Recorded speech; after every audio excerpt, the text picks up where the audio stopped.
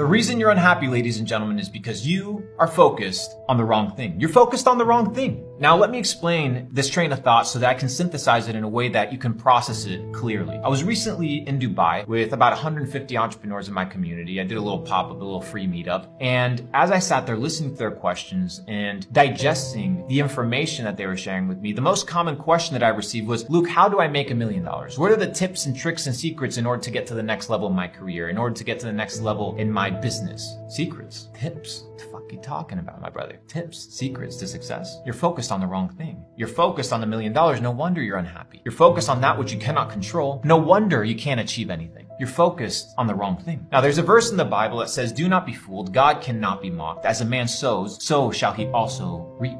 Now, what does this mean? This means that for everything that you input, you will output in equal proportion. How foolish would it be for a farmer to look at the soil, stare at the soil 24/7, curse at the soil, be upset and depressed, expecting fruit when he has planted nothing, when he has not carefully watered and supervised the growth of his labor? It is stupid. Yet we do the exact same thing in our own lives. We expect a result without putting anything in.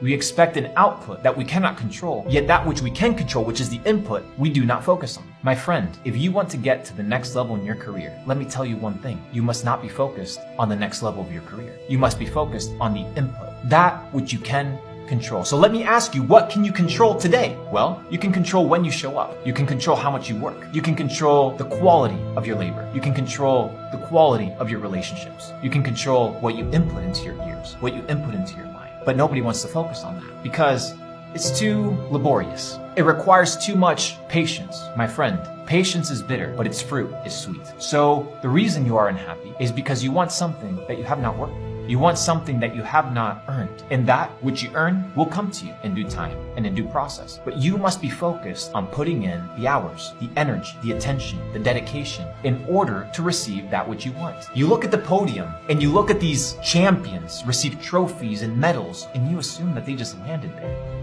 You just assume that they just achieved greatness by chance, by luck. There is no such thing as luck, only probabilities. So as you increase your input, you increase your probabilities. So my friend, my question to you today is, what are you inputting into your life? Because where you are today is completely based on the input of your life. Period. There is no debating on this thought. It's very simple. Isaac Newton said it. For every action, there's an equal and opposite reaction.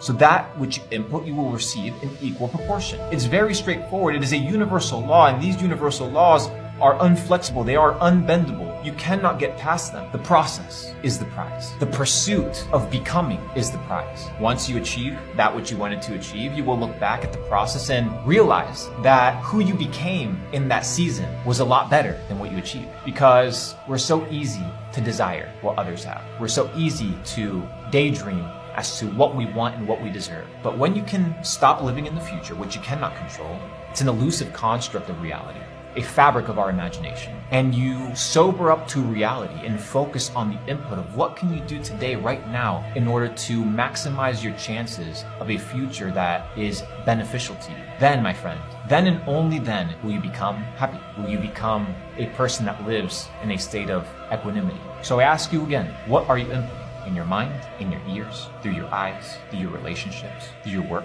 through your dedication. Do not be fooled. God cannot be mocked. That which a man sows, so shall he also reap. Walk with power, walk with truth. That's my data set for you guys. Peace.